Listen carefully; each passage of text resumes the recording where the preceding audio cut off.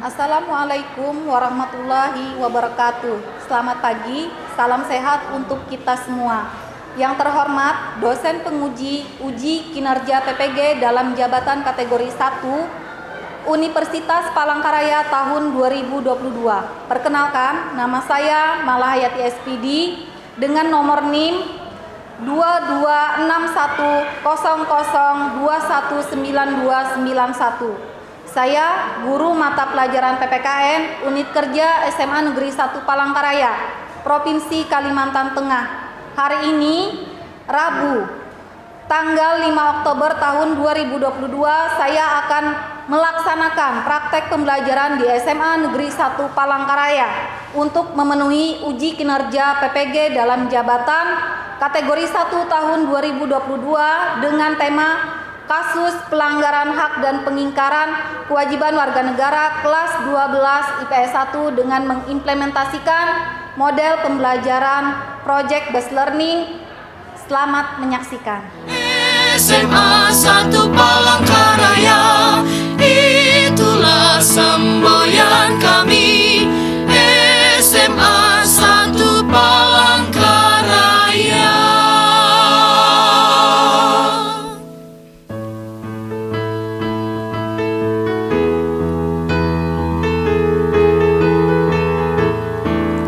Mari maju bersama kami menuju SMA Negeri 1 Palangkaraya saat ini dipimpin oleh Bapak Dr. Andes Haji Arbusi. Beliau menjabat sebagai kepala sekolah dari tahun 2019 hingga saat ini. Aturlah setiap langkahmu.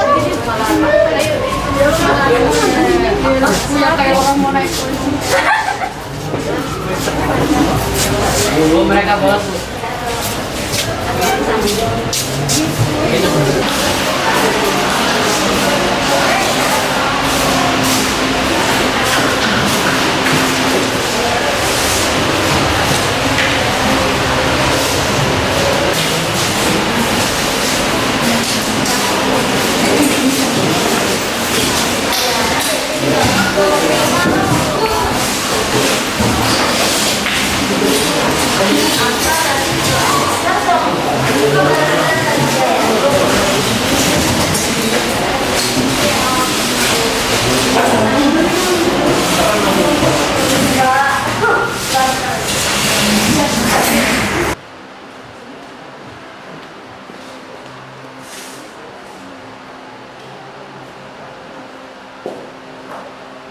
Selamat pagi. Assalamualaikum warahmatullahi wabarakatuh. Apa kabarnya anak-anakku semuanya? Anak-anakku kelas 12 IPS 1, sebelum kita memulai pelajaran pada pagi ini, Ibu ingin kalian melihat kebersihan di bawah meja kursinya. Apakah masih ada sampah? Kalau masih ada sampah baik di dalam lacinya, Ibu harapkan bisa ditaruh di bak sampah di luar.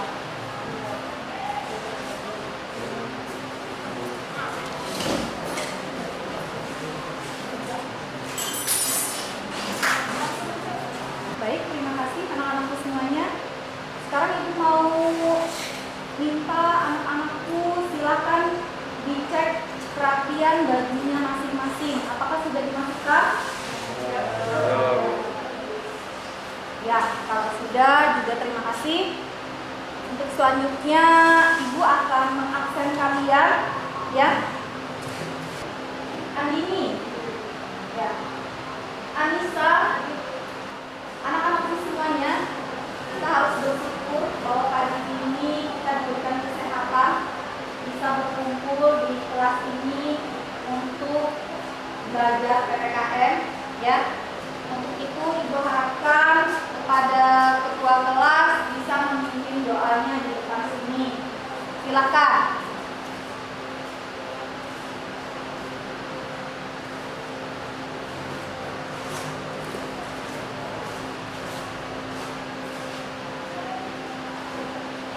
sebelum mulai, saja marilah kita doa agama dan yang masing-masing.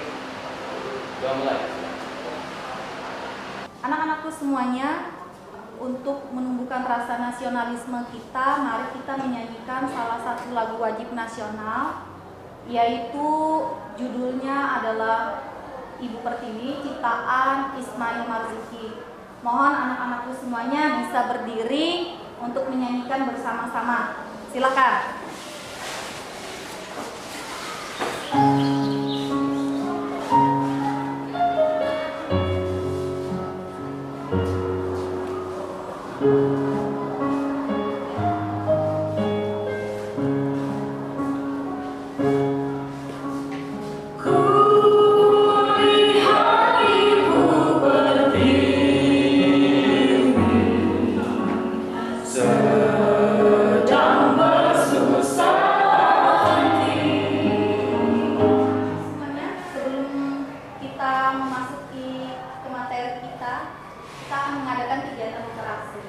Silahkan anak-anakku semuanya lihat PPT slide ibu di depan.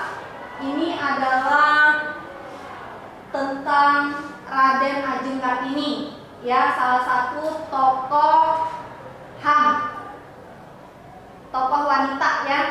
Anak-anakku semuanya, sebelum kalian membaca ini, ibu akan memberikan informasi apa manfaat kita melakukan kegiatan literasi ini. Itu adalah untuk menambah pengetahuan dan wawasan kita. Nah, silakan sambil dibaca dulu. Kalau sudah, itu ada pertanyaan. Yang pertama, tujuan pembelajarannya setelah melaksanakan kegiatan pembelajaran peserta didik mampu menerima perbedaan sebagai anugerah Tuhan Yang Maha Esa dalam rangka menghormati hak asasi manusia. Kemudian yang kedua, setelah siswa melaksanakan kegiatan pembelajaran, peserta didik mampu menghargai perbedaan sebagai anugerah Tuhan Yang Maha Esa dalam rangka menghormati hak asasi. Silakan dibuka dulu LKS-nya, dilihat pelajaran minggu kemarin yang bagian B. Minggu ini kita mempelajari bagian C.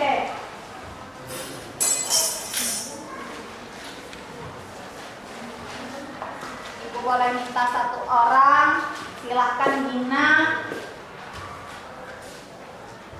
toleransi dengan sesama pemeluk agama. Yang kedua, menghina kerjasama dan kerukunan hidup dengan sesama pemeluk agama. Yang ketiga, mengakui hubungan antar manusia dan Tuhan Yang Maha Esa sebagai hak pribadi.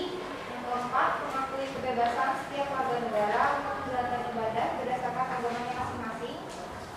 Anak-anakku semuanya, kita akan melaksanakan ice breaking. Senam otak dulu supaya nggak tegang.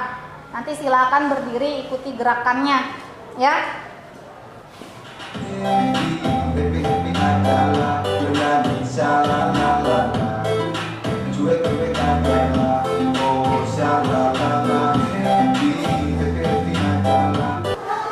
Ya, anak-anakku semua, kita sudah melakukan ice breaking. Sekarang kita akan memasuki ke materi kita pada pagi hari ini, yaitu tentang kasus pelanggaran hak dan pengingkaran kewajiban warga negara. Ibu mau tanya dulu, siapa yang bisa menjawab? Apa yang dimaksud dengan pelanggaran hak? Silakan Naila, apa itu pelanggaran hak? Pelanggaran hak warga negara adalah setiap perbuatan seseorang atau kelompok yang termasuk aparat negara, baik disengaja maupun tidak disengaja, atau kelainan yang secara hukum mengurangi, menghalangi, membatasi, dan atau mencabut hak asasi seseorang. Iya, terima kasih Naila. Itu tadi adalah tentang pelanggaran hak. Kemudian kalau yang dimaksud dengan pengingkaran kewajiban, silakan Febri. Pengingkaran kewajiban warga negara merupakan proses, cara, atau perbuatan mengingkari. Pengingkaran juga bisa diartikan sebagai pelanggaran. Oke, terima kasih Febri. Nah, anak-anakku semua, pertama-tama kita harus tahu dulu hak kita apa, kewajiban kita apa. Kita ambil contoh yang paling simpel di kelas ini aja. Kalian di lingkungan sekolah,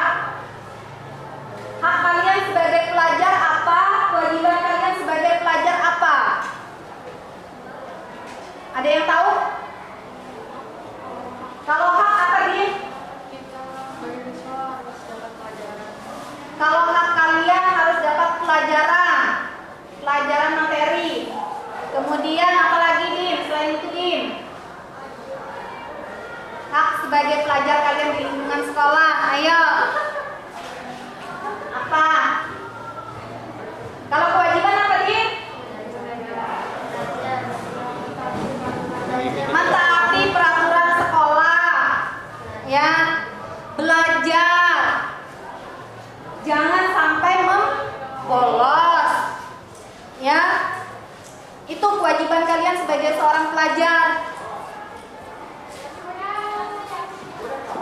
Tadi sudah tahu tentang apa itu hak, apa itu kewajiban. Anak-anakku semuanya, antara hak dan kewajiban itu harus seimbang. Kalau kalian tidak melaksanakan hak, tentu apa akibatnya kalau tidak melaksanakan hak? Apa yang akan terjadi? Kalau tidak mendapatkan hak, apa yang akan terjadi? Atau kalian tidak melaksanakan kewajiban kalian sebagai seorang pelajar, apa akibatnya?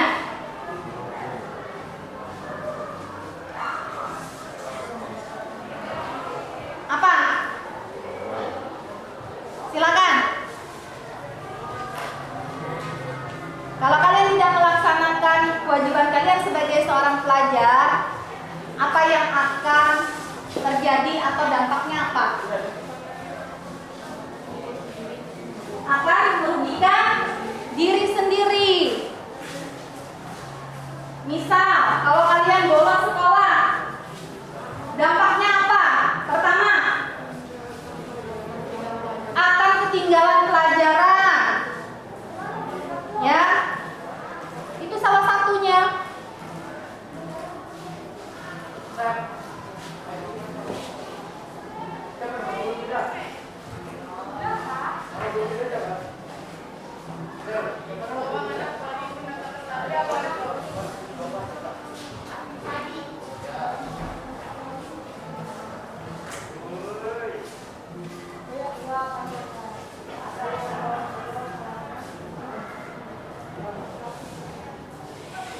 Nah, ini anak-anak semua. Tadi kan pelanggaran hak itu adalah setiap perbuatan seseorang atau kelompok, termasuk aparat negara baik disengaja maupun tidak sengaja atau kelainan yang secara hukum mengurangi, menghalangi, membatasi dan atau mencabut hak asasi seseorang atau kelompok orang atau tidak memberikan apa yang menjadi hak warga negara yang dijamin oleh undang-undang dan tidak akan mendapatkan atau dikhawatirkan tidak akan memperoleh penyelesaian hukum yang adil dan benar.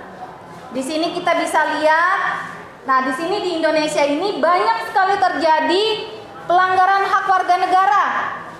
Ya, kita bisa lihat di sini pelanggaran hak warga negara itu pertama adalah penangkapan, penahanan seseorang demi menjaga stabilitas tanpa berdasarkan hukum. Kemudian yang kedua, pengeterapan budaya kekerasan. Ini untuk menindak warga masyarakat yang dianggap ekstrim, yang dinilai oleh pemerintah mengganggu stabilitas keamanan. Ya, kemudian yang ketiga, pembungkaman kebebasan pers. Itu juga melanggar hak asasi ya, hak warga negaranya. Kemudian yang keempat, menimbulkan rasa ketakutan. Yang kelima, pembatasan hak berserikat dan berkumpul. Itu juga melanggar hak warga negara. Kalian misalnya ingin berkumpul dengan temannya tidak dibolehkan, ingin mengeluarkan pendapat tidak dibolehkan, itu adalah melanggar hak kalian. Bisa dipahami anak-anak semuanya? Oke. Nah, di sini bisa dilihat pelanggaran terhadap hak warga negara dilihat dari kondisi yang terjadi di Indonesia. Proses penegakan hukumnya masih belum optimal dilakukan. Kemudian tingkat kemiskinan di Indonesia ini masih cukup tinggi. Kemudian semakin merebaknya kasus pelanggaran hak asasi manusia. seperti misalnya pembunuhan, ya.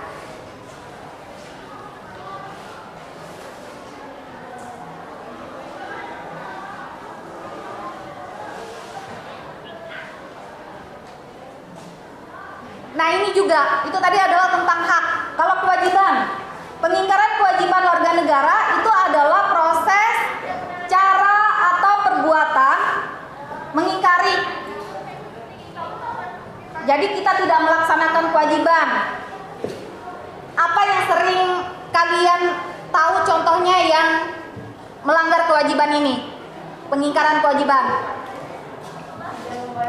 Tidak membayar pajak, artinya dia mengingkari kewajibannya sebagai warga negara. Selain tidak membayar pajak, apa lagi? Korupsi, ya. Itu juga salah satu bentuk pengingkaran kewajiban warga negara. Apa akibatnya kalau melakukan misalnya tidak membayar pajak atau melakukan tindakan korupsi? Apa yang akan terjadi? Dampaknya apa? Merugikan negara, ya. Di sini bisa kita lihat. Ini adalah contoh kasus pengingkaran kewajiban yang terjadi di Indonesia, melanggar hak asasi manusia, kemudian menghindari dan tidak membayar pajak, kemudian ini tidak ikut serta dalam pembelaan negara. Itu juga salah satu pengingkaran kewajiban.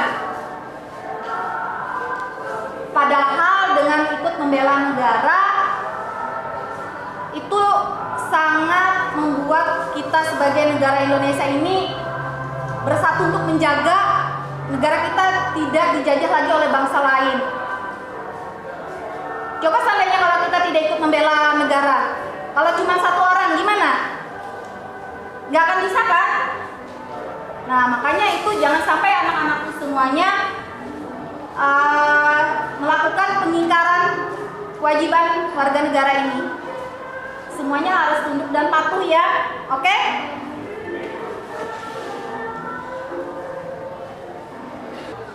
Kita akan melaksanakan tugas diskusi. Ibu akan membagikan kalian kelompok, nanti akan Ibu bagikan LKPD. Ya, itu sudah ada nanti petunjuk kerjanya. Silakan yang sudah Ibu bagikan kelompoknya bergabung dengan kelompoknya masing-masing. Silakan langsung disusun yang rapi meja kursinya. Kelompok 1, 2, 3, 4, 5.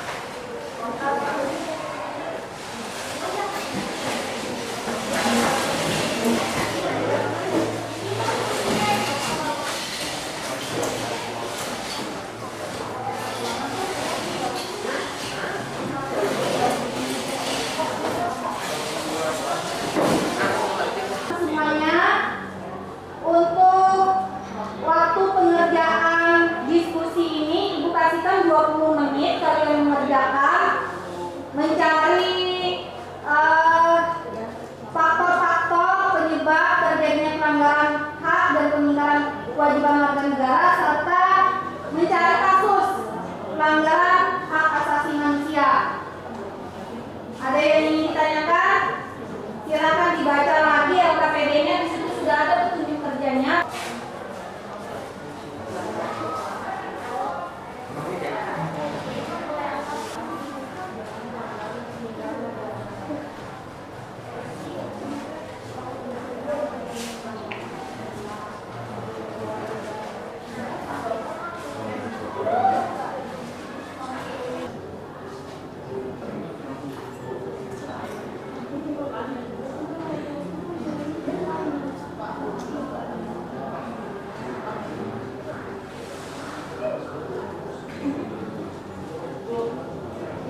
Kelompok berapa, namanya siapa?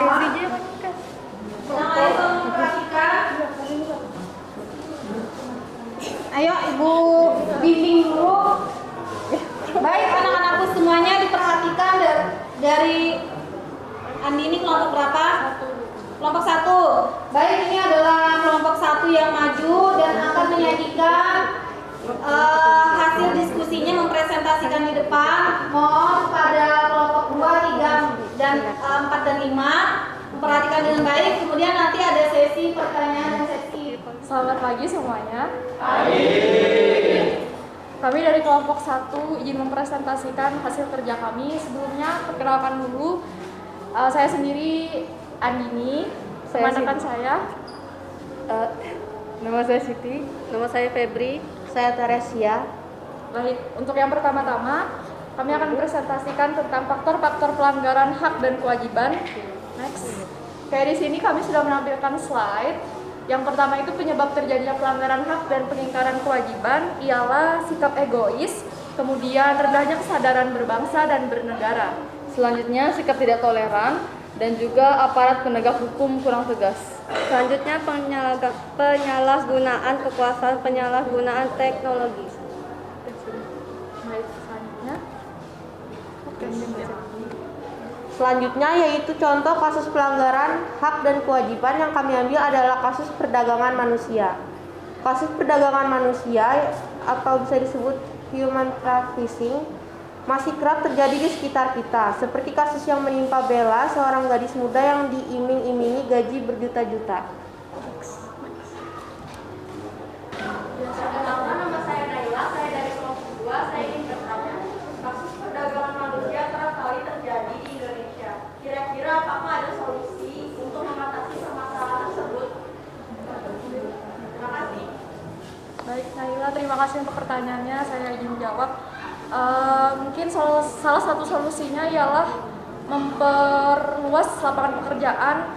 Kemudian juga kayak pemerintah harus benar-benar mensosialisasikan ke kita, terutama generasi muda, jangan sampai kita terjebak dalam iming-iming uang yang berjuta-juta, sedangkan kenyataannya itu tidak sesuai dengan yang kita harapkan. Dan juga pemerintah harus memang mengupayakan dan juga menciptakan lapangan pekerjaan yang sebesar-besarnya agar semua warga itu dapat hak yang sama dan juga tidak ada ketimpangan yang ada seperti itu. Baik. Oke, ada lagi pertanyaan?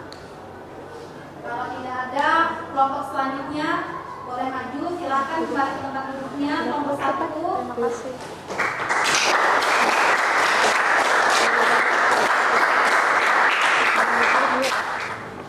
Selamat pagi. Sebelum memulai presentasi kami pada hari ini, alangkah baiknya kami memperkenalkan diri kami masing-masing. Perkenalkan, nama saya Esther Emiliana. Saya Wahyuni Ridasari. Saya Lestari. Dari kelompok 3 ingin mempresentasikan hasil tugas kami. Baca. Pelanggaran hak dan kewajiban. Sikap egois, yaitu sikap yang mementingkan diri sendiri. Itu yang membuat seseorang menjadi lupa akan adanya kewajiban yang harus dilaksanakan. Yang kedua yaitu rendahnya kesadaran dalam berbangsa dan bernegara.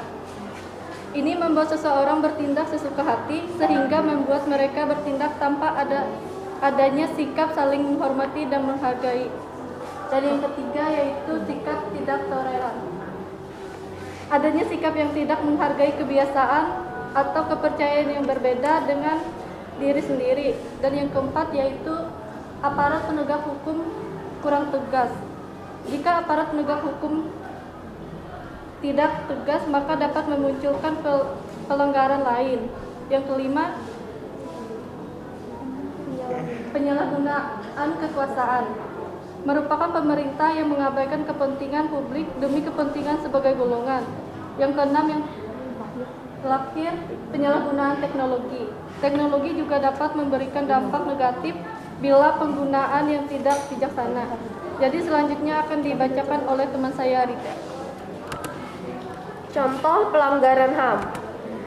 Kasus pembunuhan Munir Said Talib merupakan aktivis HAM yang pernah menangani kasus-kasus pelanggaran HAM.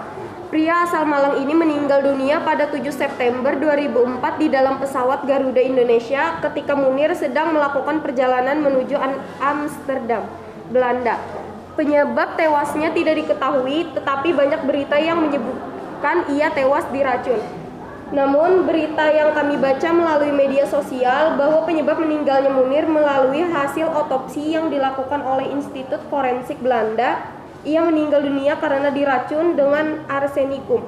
Setelah setengah tahun Munir meninggal, tersangka baru ditetapkan oleh tim penyidik Mabes Polri yaitu Polikarpus Budihari Prianto dan menahannya di rumah tahanan Mabes Polri. Ada pertanyaan yaitu apa hak yang dilanggar dalam kasus Munir? Jadi hak yang dilanggar dalam kasus Munir yaitu karena telah menghilangkan nyawa seseorang dengan sengaja yang merupakan pelanggaran hak untuk hidup. Kesimpulan. Jadi dapat disimpulkan bahwa kehidupan negara akan berjalan dengan baik, harmonis dan stabil bila antara negara dan warga negara mengetahui hak dan kewajiban secara tepat dan profesional. Perlu disadari bahwa pelaksanaan hak berkaitan dengan kewajiban kedua-duanya harus seimbang dan serasi serta selaras. Penuntutan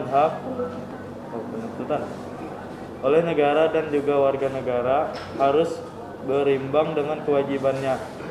Tidak mungkin orang hanya menuntut haknya saja sedangkan kewajibannya diabaikan. Bila ada orang yang hanya menuntut haknya saja, maka akan pasti merugikan orang lain, masyarakat, bangsa, dan negara. Baik, sekian presentasi dari kelompok kami. Jika ada yang ingin ditanyakan, kami persilakan. Nama saya Bertopan dari nama bisa saya bertanya. Tadi terdapat 6 faktor pelanggaran hak dan kewajiban dalam pelanggaran hak asasi manusia. Di poin ke-6 ada hendaknya kesadaran berbangsa dan bernegara. Pertanyaan saya, siapa saja yang bertanggung jawab untuk menjaga terjadinya kasus pelanggaran hak dan kewajiban? Terima kasih. Baiklah, saya akan menjawab pertanyaannya. Jadi, pihak-pihak yang bertanggung jawab untuk mencegah terjadinya kasus pelanggaran hak dan kewajiban adalah semua pihak dalam negara. Jelas? Baik, kelompok 3.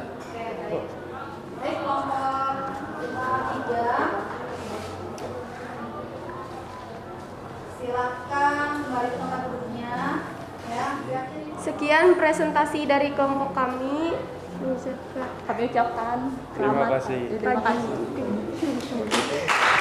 Silakan kembali ke tempat duduknya masing-masing.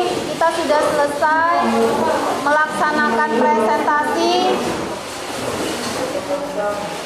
Dirapikan kembali meja kursinya.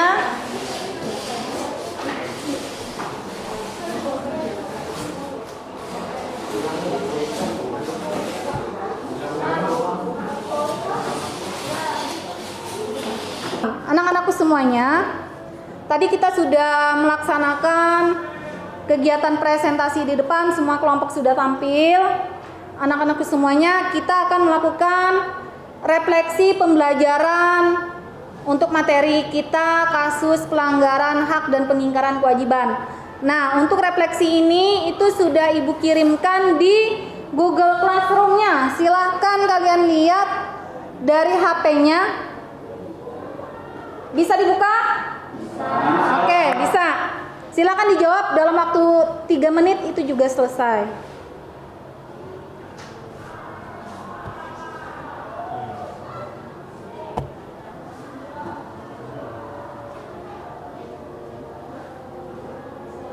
Oke, sudah Om?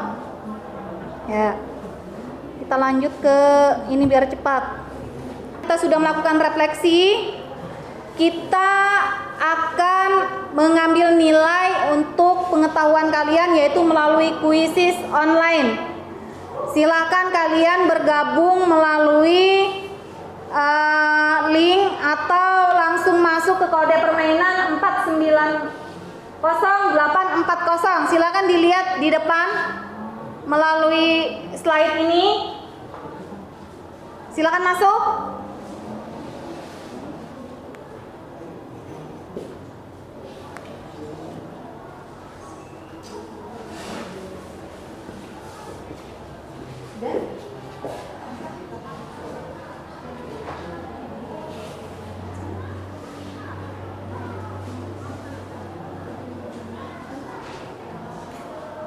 Bisa?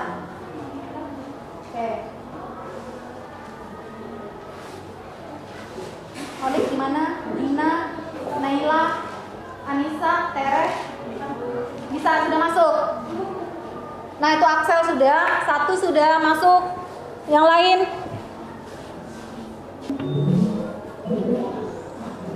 Nah. Kita lanjutkan pertanyaan kedua.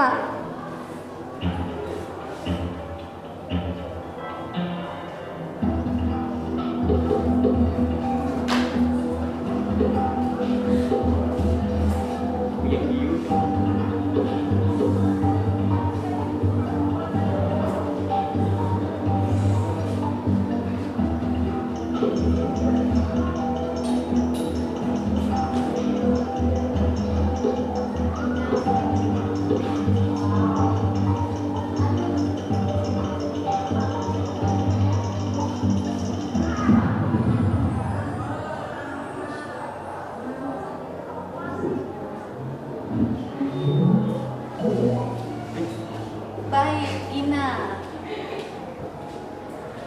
Kita lanjutkan pertanyaan ketiga.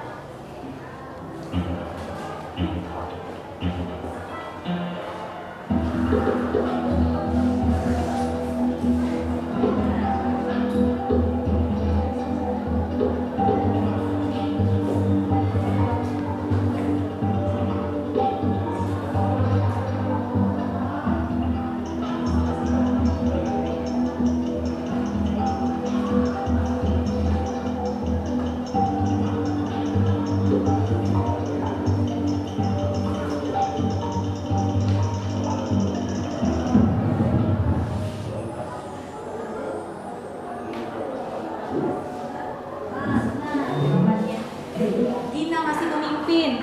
Yang kedua Axel. Kita lanjutkan pertanyaan yang keempat.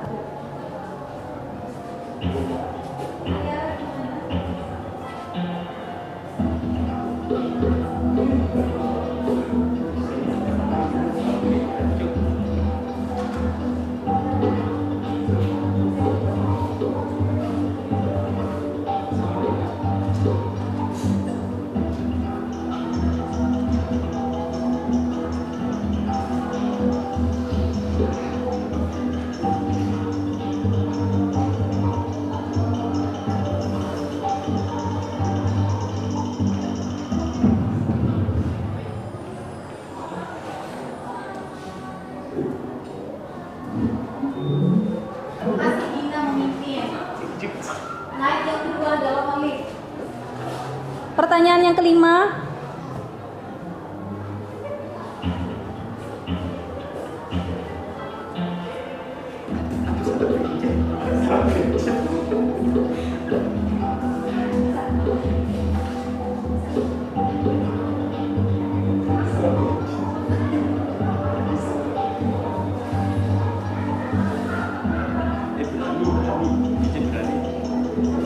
Terima kasih anak-anakku semuanya, ya, sudah melaksanakan kuisis pada akhir materi pembelajaran Ibu pagi hari ini.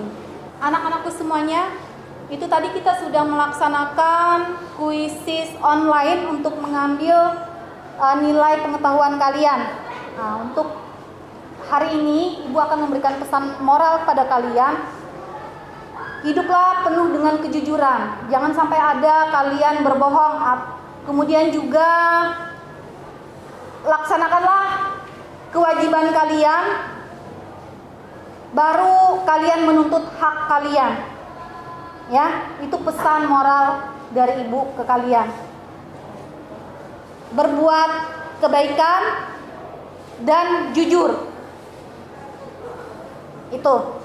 Baik anak-anakku semuanya, hari ini yang dapat Ibu simpulkan pada pembelajaran kita kali ini itu adalah anak-anakku semuanya melaksanakan kewajibannya dengan penuh kesadaran, kemudian baru menuntut haknya, kemudian lagi juga anak-anakku semuanya supaya tidak terjadi pelanggaran hak dan pengingkaran kewajiban, anak-anakku semuanya tidak boleh bersikap egois, kemudian rendah kesadaran berbangsa dan bernegara, kemudian lagi tidak mempunyai sikap yang toleran, ya.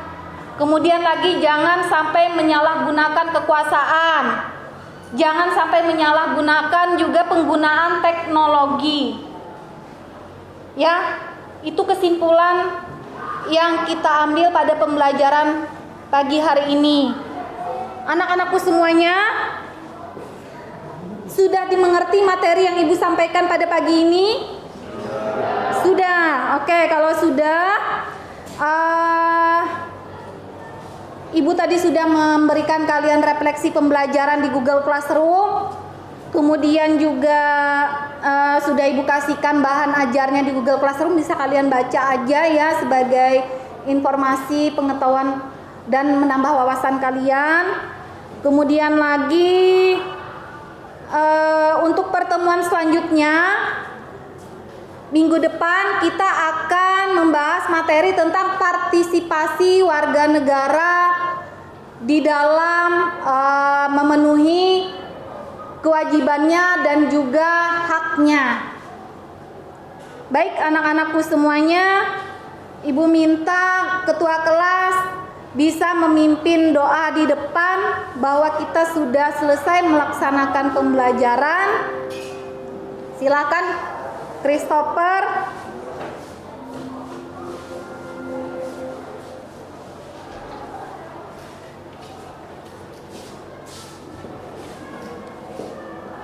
Sebelum mengakhiri pelajaran kita ini, marilah kita berdoa menurut agama dan kepercayaan kita masing-masing. Doa mulai.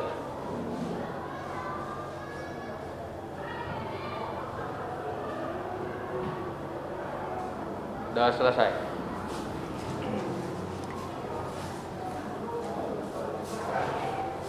Terima kasih Christopher.